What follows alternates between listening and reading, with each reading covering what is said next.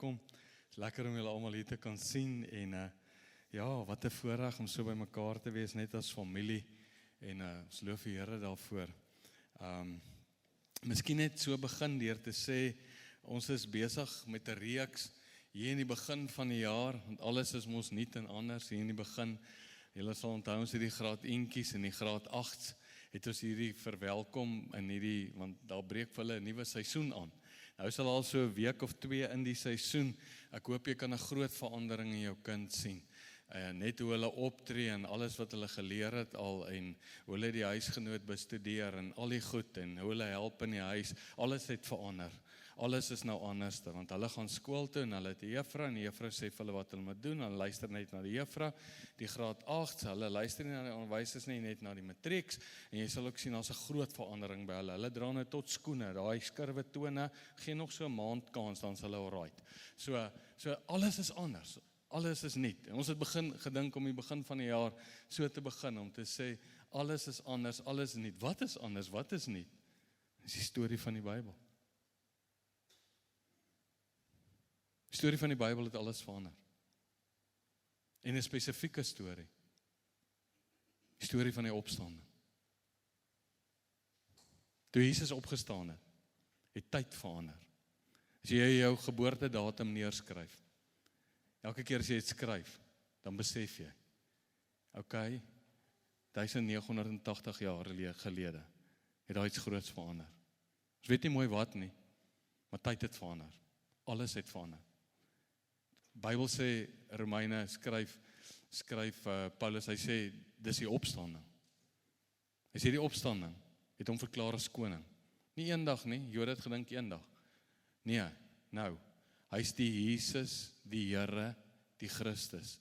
Here, die een wat die finale sê, die empire.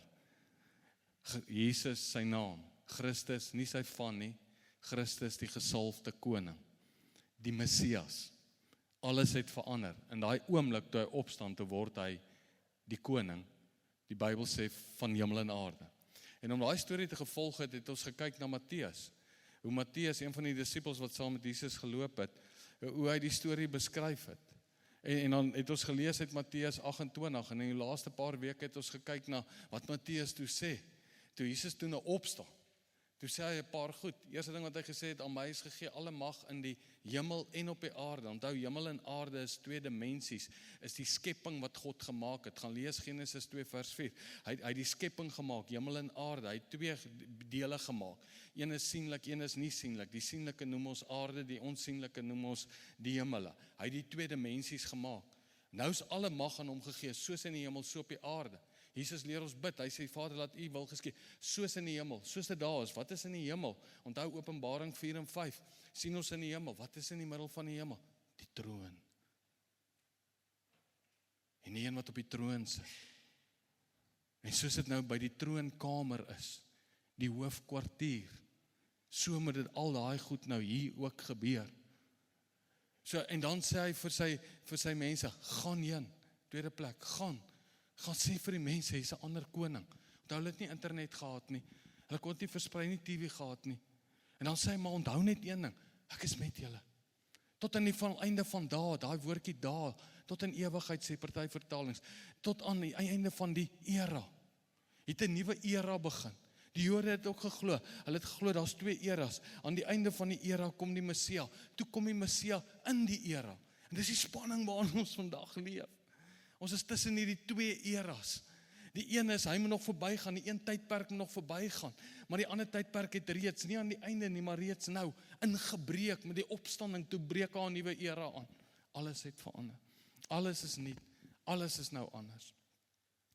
En ons het laasweek sommer net so 'n bietjie by dit stil gestaan, en toe het ons vir mekaar, vorige week, en toe laasweek vir mekaar gesê, wat nog nuut en anders is, die rede vir al hierdie goed, is God se liefde. Wat hy vir ons het. Hy het dit gedoen. Tyd het verander as gevolg van sy liefde, vir sy skepping, vir dit wat hy gemaak het. Dit was die rede.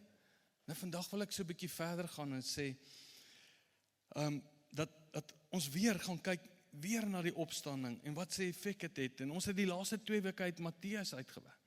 En ek wil vandag vir jou wys, dat die hele Bybel is eintlik vol van dit wat ek sê. Paulus skryf dit ook. En ons gaan vandag net weer oor sekere van hierdie begrippe harte, want ek wil jou wys, oral in die Bybel, maar ek het dit vir jare misgelees. Ek het dit nooit raak gesien. So kom ek begin vandag so, en sê, was jy al ooit ergens heen op pad, en jy is heilig oortuig, dat dit waarheen jy op pad is, mans, is die regte pad. Die vrou sê gewoonlik, kan ek die GPS aansit? Nee, ek weet. En jy is heilig oortuig. Jy ry ook met sekerheid. Jy weet wat die rigting. Jy weet presies.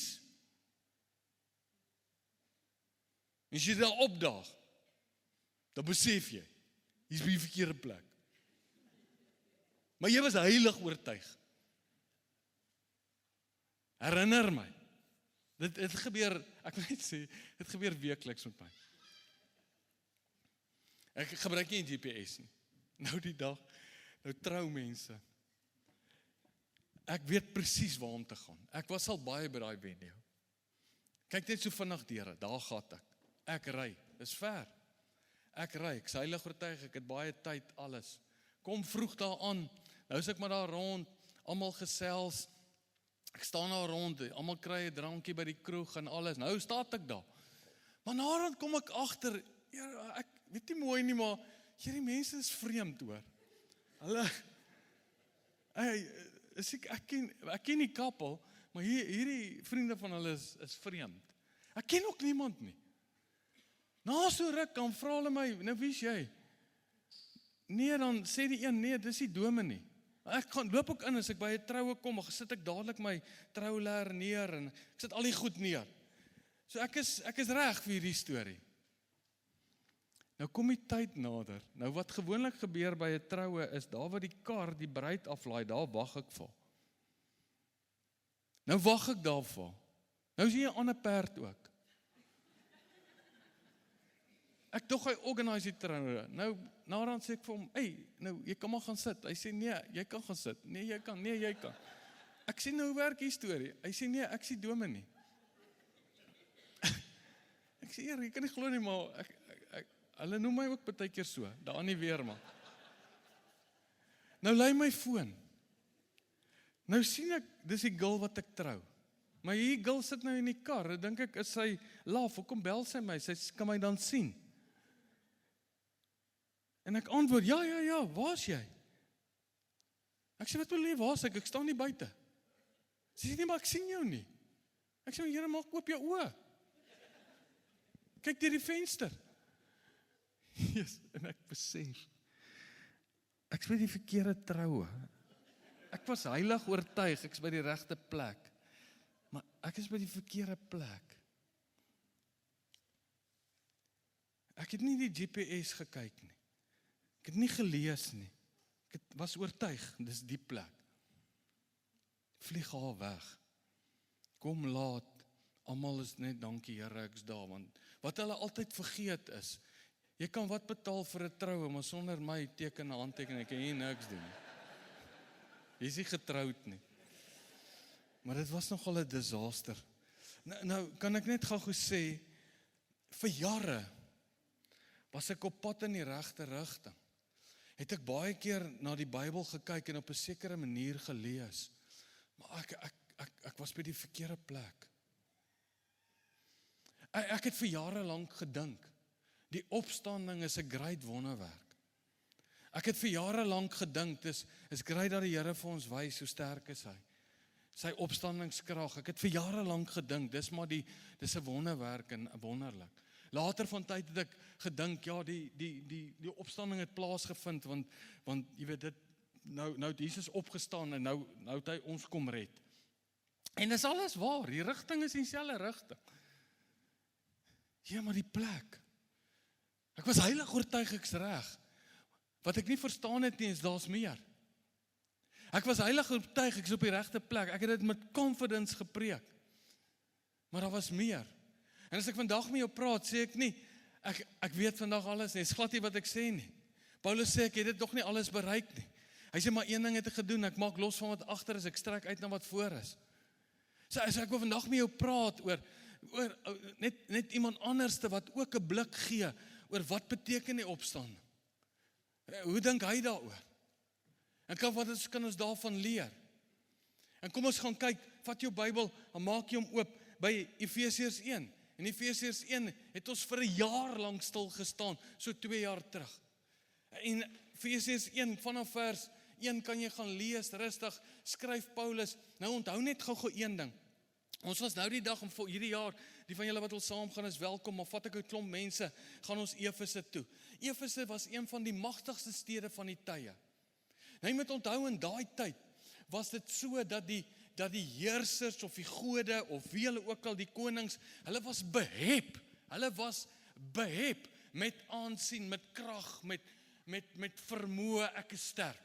So as jy ook in Efese loop, ons het deur die stad Efese geloop, orals waar jy kom, onthou daar was nie TV, internet, daar was nie daai tipe goed nie, so hulle het nie geweet nie, is daar beelde. Beelde het met die mense gepraat. Beelde het iets gewys van, hoe lyk hierdie God? Wat is die krag van hierdie God? Hy beelde het allerlei vorms gehad. Die keiser, orals van hom was beelde. Agter op die muntstukke, orals waar die gode was daar verskriklik. Hulle het meer gode gehad as ons vandag saam. Hulle het baie gode gehad. Orals is daar 'n beeld, en net langs die beeld is daar 'n tempel. So orals waar die mense in die stad beweeg het, kon hulle sien, dis die God, of dis hierdie heerser, dis hoe sterk hy is, dit, hier's 'n tempel van hom, dit moet ek offer aan hom, dit, so, die hele plek vol. Nou skryf Paulus uit die tronk uit, vir Efese, vir hierdie gemeente, en hulle beweeg onder hierdie kragdimensie. Hulle is bewus die hele tyd van, wie's die sterkste, wie's die grootste, wie's die. Dis in die lig van dit, wat hy geskryf het. Nou praat hy nog van die onbekende God, dis nou God, Jesus Christus, wat homself kom uitbeeld het in Christus, dis hoe ons hom sien. Nou kom vertel hy van die God. Dan sê hy vers 10, hy sê, hey boys, julle moet net een ding onthou, onse God het een doel, wat wil hy doen? Dit wat Jesus gesê het, alles in die hemel, alles op die aarde, onder sy voete, onder sy regering, wil hy sit. Nou dit skryf hy, dis wat hy gaan doen. Hy gaan dit doen, daar staan dit, hy gaan dit doen. Jy's deel van daai prentjie, jy moet dit besef. Dis sy plan, dis sy lang plan wat hy nog altyd gehad het. Alles in die hemel, al in die hemel, no problem. Daar's nie 'n probleem nie, ons glo dit. Daar's die troon, alles is hier klaar onder sy Here. Hier op aarde, hier's 'n ander storie. Hier's die heeltyd wie is die sterkste, wie is die grootste. Dis die Romeinse ryk teen die res van die wêreld, die Jode teen die Romeinse ryk. Dis die heeltyd hierdie kragte wat werk. Onthou die Bybel is geskryf, daar's net 2 groepe mense in die Bybel. Die Jode en die nie-Jode. Genoem die heidene, of die Grieke, of wie ook al wil noem. En net daai 2 groepe in hulle oë gesien. So die Romeinse ryk, dis die heidene. En dis die heeltyd hierdie kompetisie met krag en wie is die sterkste in dit. En in die lig van dit, en met die doel in oë, dan gaan hy aan, vers 15, kom ons vertel hom sommer daarop, dan sê hy, daarom, vandat ek gehoor het van julle geloof in die Here Jesus, die Here, die Caesar, die een wat die finale sê het. Hy sê, wat onder julle is, en die liefde tot al die heiliges. Hy is die koning, en julle liefde vir mekaar. Hou ek ook nie op, om vir julle te dank, as ek aan julle in my gebede dink. Waarvoor dank hy God? Wie sê hy? Dat God van ons Here, finale sê, Jesus, sy naam, Christus, die Messias, die gesalfde koning. Hy sê dit oor en oor en oor en oor. Want hulle moet nou besef, tussen al hierdie gode, waaronder hulle staan, hierdie is nou ons God. Hy sê daarom, vandat ek gehoor het van julle geloof in die Here Jesus Christus, wat onder julle is, en die liefde tot al die heiliges, hou ek ook nie op, om vir julle te dank, as ek aan julle in my gebede dink nie, dat God van ons, daar sê weer, Here Jesus Christus, die Vader van heerlikheid, sê, vir dieselfde van heerlikheid, Vader, wat u my gegee het, gee ek nou aan hulle, sê Johannes, aan julle die gees van wysheid En openbaring beteken, ek skuif die gordyntjie oop, dis in die oggende, as jy die gordyne so ooprig, dan sien jy sien die berg, jy sien die son, jy sien die groen gras, jy sien. In openbaring van hom mag gee, hoor nou mooi, verligte oë van julle verstand. Kyk wat sê, gaan gou volgende slide toe. Kyk wat sê hierdie een van die Engelse vertalings. Verligte oë van julle verstand. Of seeing things people cannot normally see. Sê die oorspronklike vertaling, because you are coming to know him and to have the eyes of your innermost self open to God's light. Onthou jy toe hulle vir Johannes vra, wie is hy? Toe sê hy, kom ek vertel jou nou ding. In hom is lewe. En daai lewe wat in hom is die lig vir die wêreld. Nou daai lewe is in jou. Nou kyk nou gaan hy verder. Hy sê ek bid dat julle verligte oë van julle verstand kan kry. Hoekom? Sodat julle kan weet wat is hierdie hoop van sy roeping. En die rykdom van sy barmhartigheid en wat die rykdom van die heerlikheid van sy erfdeel onder die heiliges is. Dit wat ons in besit gaan neem. Wat gaan ons in besit neem? Nuwe hemel, nuwe aarde, alles is anders, alles het verander, alles onder sy heerskappy, dis ons erfdeel. En wat die uitnemende grootheid van sy krag is vir die wat glo na die werking van die kragte, van krag van sy sterkte, wat hy gewerk het in Christus, toe hy hom uit die dode uit opgewek het, die dode opgewek het, die opstanding sê die ander vertaling, alles het verander met die opstanding. Wat sê hy verder? Hy sê, en hom laat sit het aan die regterhand. Dis waar hy nou sit in die troonkamer. Waar is dit? In die hemele. Ons het gesê die hemele, die onsigbare, is waar hy nou sit. Bo, nou kom hy. Nou kompeteer hy met hierdie kragte wat die hele tyd. Is die Romeinse ryk die sterkste? Is hierdie God die sterk?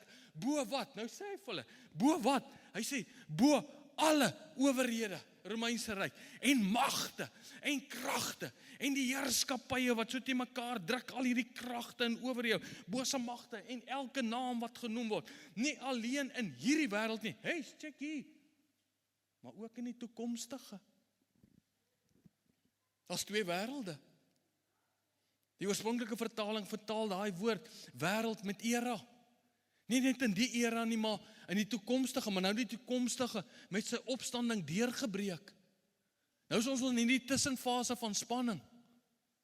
So hy bid hier, so hy sê, daar's goed wat gaan gebeur, goed het geskuif, alles het verander. Daar's nou, jy moet nou anders dink, jy moet nie dink. Goed het verander. Wat het verander? Onthou eerstens, hy het 'n brief geskryf. En die eerste ding wat hy sê, Here, ek bid vir verligte oë van verstand. Is dit nie Spreuke wat sê, hy sê, luister boet, ek jou gou een ding vertel, as jy nie 'n openbaring het nie, 'n volk wat nie 'n openbaring het nie, 'n volk wat nie verligte oë van hulle verstand het nie, 'n volk wat nie kan insien nie, nou sê die ander vertaling, die 2020, wat nie kan insien, hulle gaan ten gronde. Maar jy sien, ons het ten dele gesien, en so kom ons na die verkeerde wenner toe gery het. Maar nou kom die Here en hy openbaar, hy skuif die gordyntjie meer, soos jy lees, so skuif hy weg. So kry ons groter insig. Wat se insig kry jy? Dis hierdie insig waarmee ek jou wil help, waarvan ek en jy deel is. Die opstanding van Jesus is baie meer as net 'n wonderwerk, sodat ons weet ons kan lewe. Dis die begin van die heerskappy van 'n nuwe koning. Alle owerhede, alle gesag, alle mag, alle heerskappy, elke heerser, elke naam is nou aan hom onderwerp.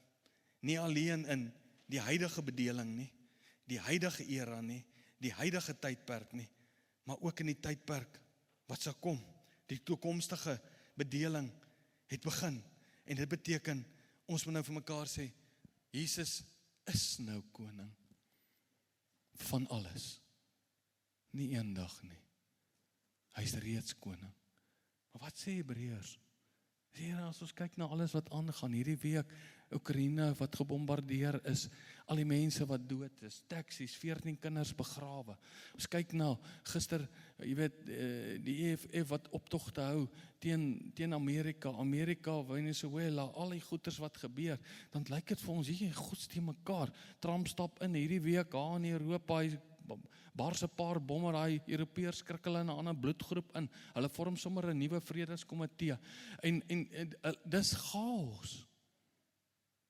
Maar Hebreërs 2:8-9 sê dit, hy sê, moenie worry nie, as jy die chaos sien, hy sê, moenie worry nie, ons kan sien, alles, alle owerhede, alle, is nog nie onder Christus, hulle glo nog nie dat hy koning is nog nie alles onder sy voete nie, maar dan sê hy, hey, ons het hoop, ons sien Jesus, en ons weet, vers 10, wat is sy plan, ons weet waarheen is hy op pad, ons weet hoe gaan hy dit doen, dis ons hoop is in 'n persoon,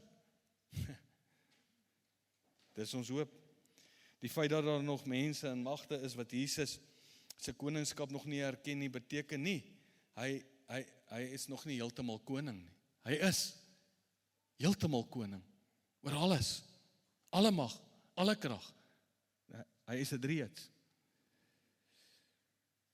maar nou moet hy hierdie koningskap implementeer.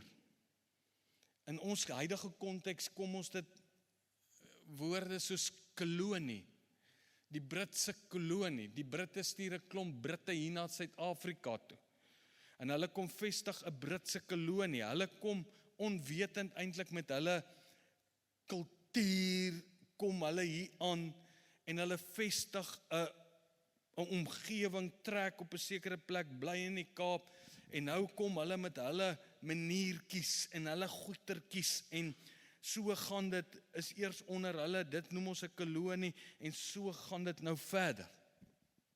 So ek wil vandag met jou praat oor die gedagte van, jy's nou deel van die nuwe Godras wat hy begin het, Psalm 8 sê, dis nou nie net met die twee groepe wat die Jode sien, Jood en Heiden nie, dis nou alle mense, gaan lees Psalm 8, gaan lees Psalm 2, gaan lees Psalm 110, dis nou alle mense.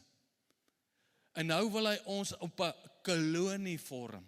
Dis soos die Romeinse ryk, dis soos hulle 'n kolonie gevorm, hulle het dit genoem Ecclesia.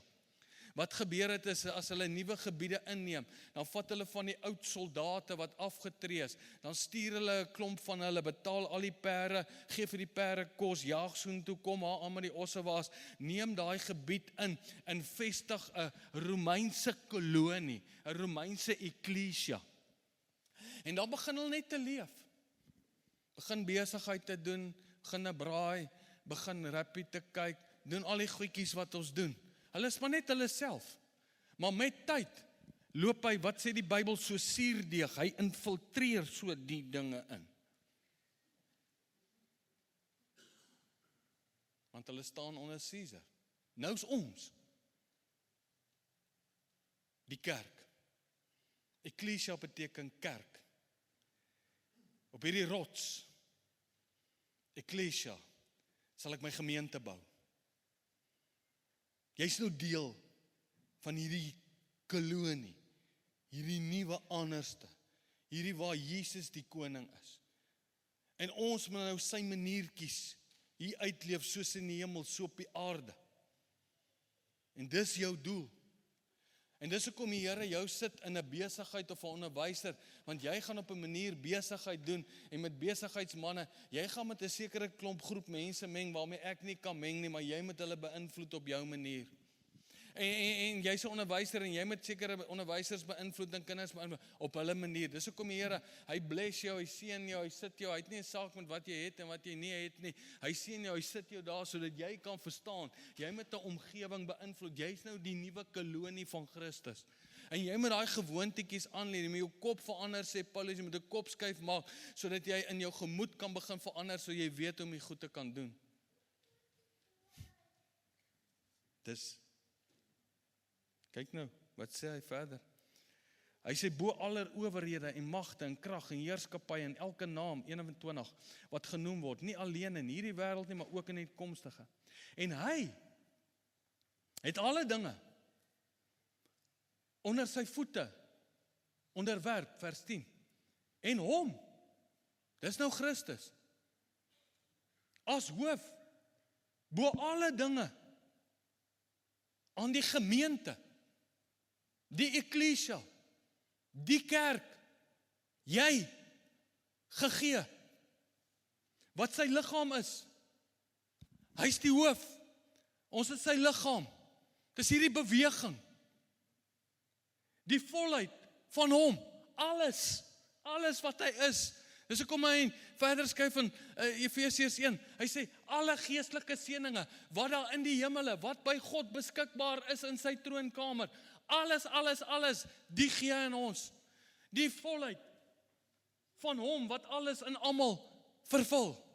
So ek en jy moet vandag besef, ons het 'n baie spesifieke taak, dis hoekom ons altyd in Doxa praat, ons is 'n missional church, dan dis wat hy sê, ek gee dit nou aan my liggaam, ek gee dit nou aan my kerk, ons is missional, daarom reis ons missional individuals, ons noem dit city changers. Jy's 'n city changers, jy verteenwoordig God in sy koninkryk, jy verteenwoordig God in sy kolonie.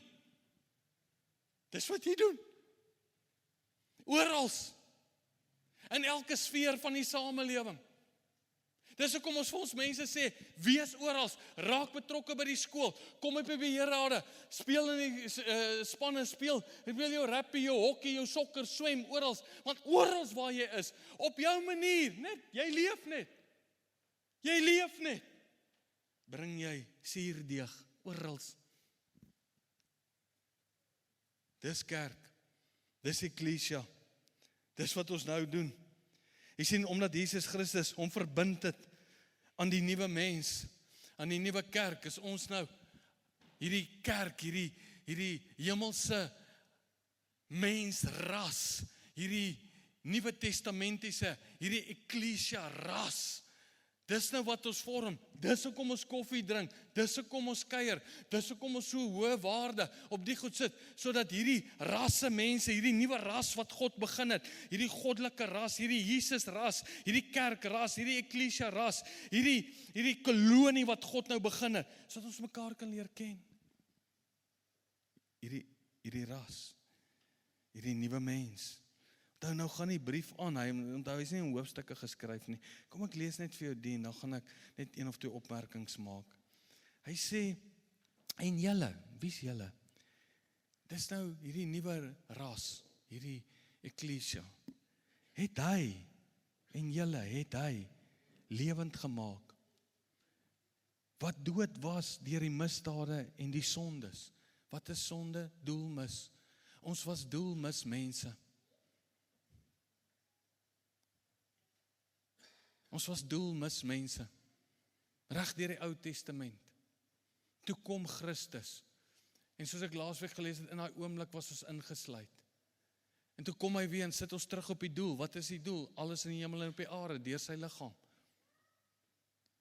Hy sê, waarin julle tevore gewandel het, volgens die loop van hierdie wêreld, volgens die owerste van die mag, van die lig, van Satan, wat die vrug geëet het, vir Eva wat die vrug geëet het, regdeur, was ons nou onderworpe aan slawerny, dussels, moeilikheid kinders in die lewe bring, maar Christus het gekom en ons kom verlos van die mag van Satan, Farao, Moses, kom verlos, en ons oorgebring, en ons weer op 'n doel gesit.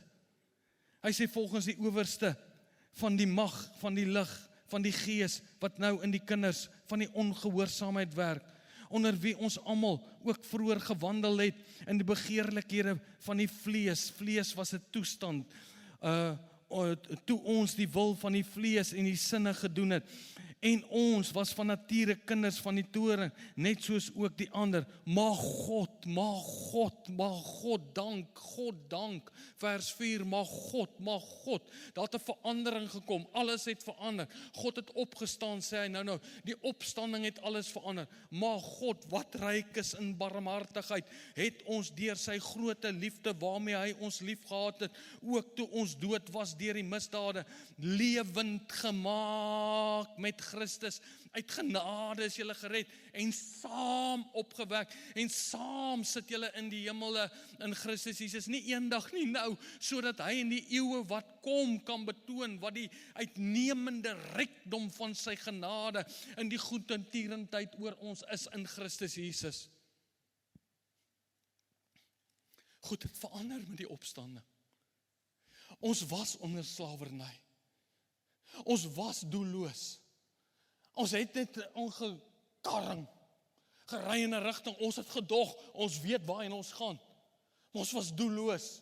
Maar God het in sy groote barmhartigheid, sy liefde wat hy vir ons gehad het, sy genade, sy onverdiende guns, ons in daai oomblik, toe hy gesterf het hy ons ingesluit, in daai oomblik, saam gesterf, saam laat sit het in hemelse plekke, nie eendag nie, maar nou, alles het verander. Jy sien hierdie twee dimensies, ek weet nie hoe dit werk nie, is nie deur en hier nie, dis net twee dimensies, een kan jy sien, een kan jy nie sien nie. Christus kom van die onsienlike af, van die hemele af, kom hy in die sienlike, hy word vlees, hy gaan terug, hoe dit nou werk, nou is die twee mekaar verbind, kom met boldness in hierdie troonkamer, in hierdie vergadering, in die hemelse council, kan ons nou sit, nou, vir altyd, nou is ek saam in hierdie gesprek, as gevolg van sy genade en liefde wat hy vir ons het.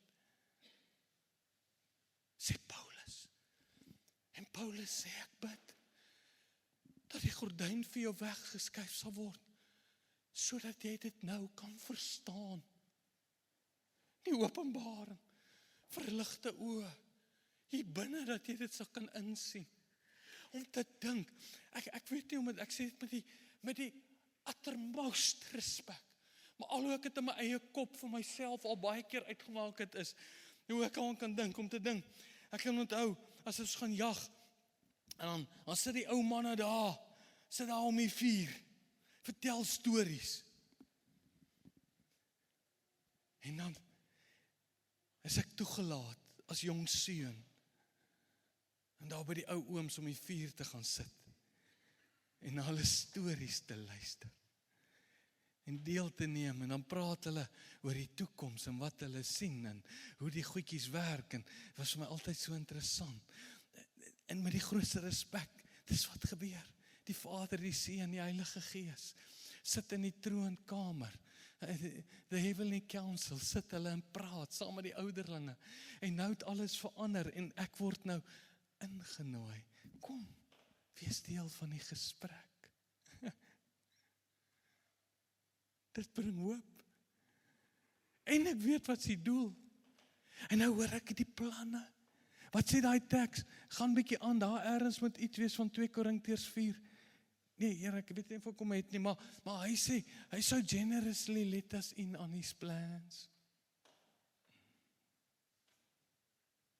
en ek sit in die council, kan ek mos nooit nie dink, iets kan nie gebeur nie, in die council van die drie eenheid, bly my en ek en jou, want sonder my kan jy niks doen nie, maar met my sal jy veel vrug dra.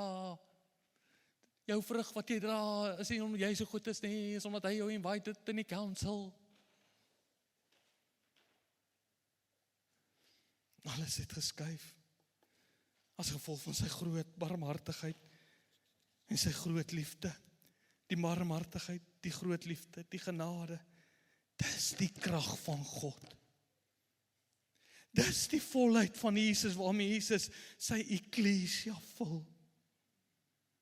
En so vul ons die wêreld. Dis die krag. Die krag is die genade en die liefde. En dan herinner hy ons in die council, wat word daar van jou gesê in die council? Jy is sy maaksel. Daai woord maaksel is gedig by jou my. Dit is 'n gedig wat hy skryf. Jy is die recreated people, fulfilled with destiny, sy destiny.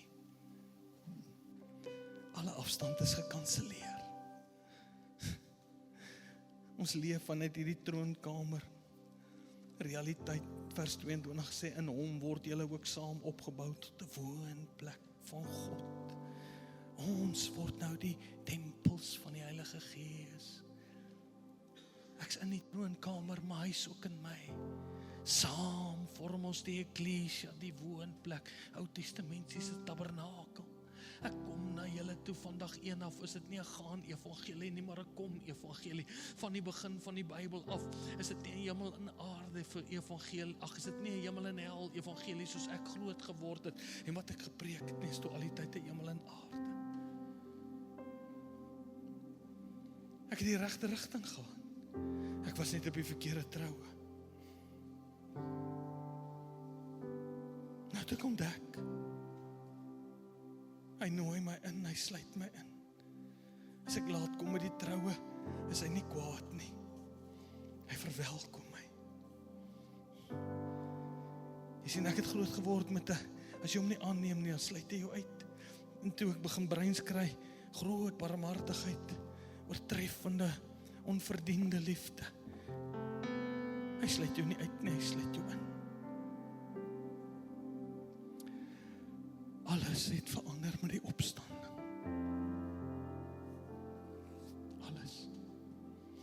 Alles is nuut. En ek moet my brein programmeer. Paulus sê, ek moet 'n kop skuif, die verandering in julle gemoed, ek moet 'n openbaring kry.